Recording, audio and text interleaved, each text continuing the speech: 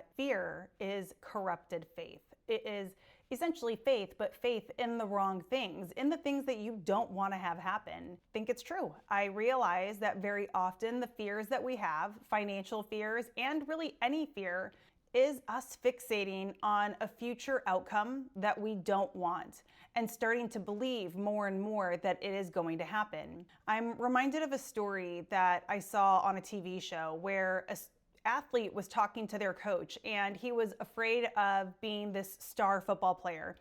He just kept thinking, what if I get sacked? What if I do all the things wrong? What if I don't deliver? What if I let the team down? And all of these what ifs were coming up with such tremendous fear and anxiety because he was so sure that these things were going to happen, that he was going to fail. And the coach's response was really pertinent. He said, but what if you do all the things right? Focus instead on the what ifs that could go right. It is the antidote that will bring you hope and that will build your faith, right? It's the faith in the things that you want to have happen. I am now on my 4th listen of the 12-week year, and I do tend to listen to it and then reinforce the thing that I've listened to by picking up the physical book and reading it.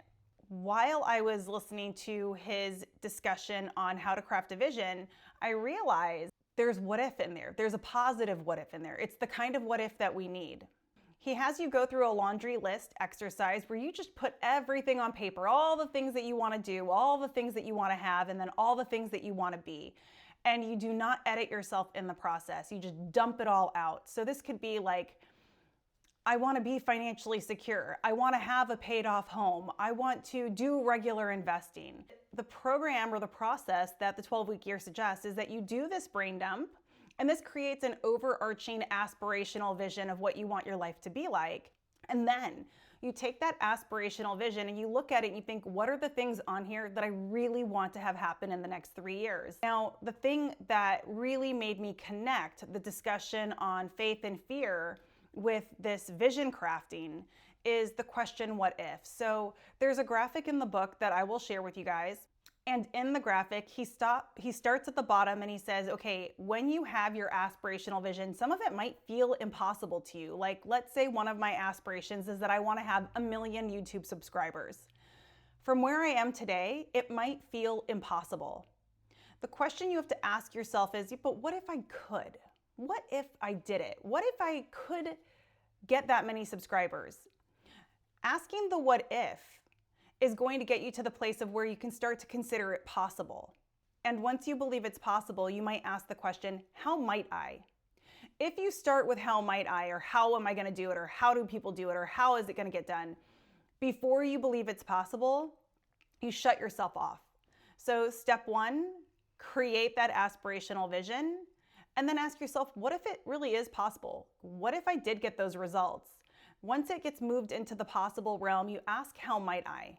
When you have the answer to how might I do it, the solution becomes probable. Once it becomes probable, you can execute, which brings it to certainty or to a given. This pertains directly to finances. I remember when I first had the realization that people had paid off homes. That blew my ever-loving mind, and I just thought it's impossible. But then I started to ask myself, what if? And the more I asked what if, the more I realized we could make extra payments. If we didn't have other debt, we could pay those payments toward the house. There are people who have 15-year mortgages. I mean, if they never take out a HELOC and don't borrow against and refinance, then they could pay off their house in 15 years. Which really quickly, you can see that once I started to ask what if, I really quickly shifted into possible and then how might I. The solutioning happens very quickly once you believe it's possible, and then you simply have to choose the path that feels the most appropriate for you and where you are in your life. And then you're able to walk it out.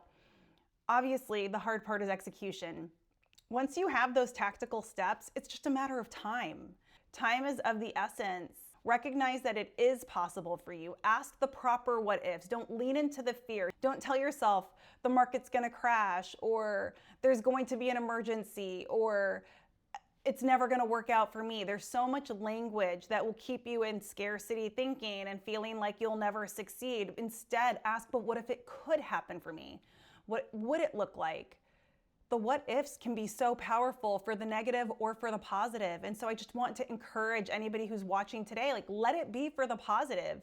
You have the right and the power to make that mental shift. I heard of a study that blew my mind. There were people that were called in for an interview and they all thought they were interviewing for a job. And of course, in psychology that it's always more tricky than that. They're not really wanting you to come in and interview for a job. What they wanted to find out is whether or not you would have luck if you believed you were lucky. What they did is they asked the question, do you think you're lucky? That was one of the interview questions. And then once they noted who believed they were lucky and who thought they weren't lucky, they sent every single one of these people to a second job interview.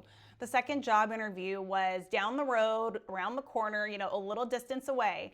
And along that path, they had hidden money. And what they found is that the people who believed they were lucky spotted much more of that money. Many of the people who believed they were lucky saw the money and were like, oh, it's my lucky day. Again, look at that.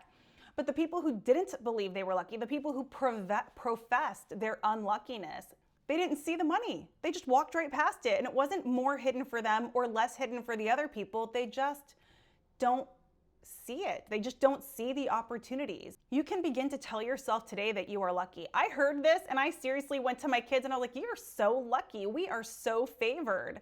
Good things happen to us. I will say that over my household because that's speaking life and that's speaking opportunity and that's speaking good fortune. The vision that you hold for your future, that influences what you're going to do with your money and how your money is going to grow and what your money is going to do. Now, I know there are some unforeseen circumstances. I am not completely, rainbows and wishes over here. But I do think that your ability to respond well to trials and challenges is extremely impacted by how you see the world, how you see yourself, and what you believe is possible for you. There's a couple of powerful quotes that I want to share. One from the Bible and one from Winston Churchill. But quickly, if you guys haven't already, can you please like and subscribe? I actually do want to grow this channel, so I would really appreciate that, especially if you're digging this content. Okay, so throughout history, people have known that having a vision for the future is imperative and that what we see around us starts with the creative energies in our own minds. Proverbs 29:18 says, "Where there is no vision, people perish." And Winston Churchill has said that the empires of the future are today's empires in the mind. Once your hopes and your dreams become decisions that you've made, you're going to be unstoppable.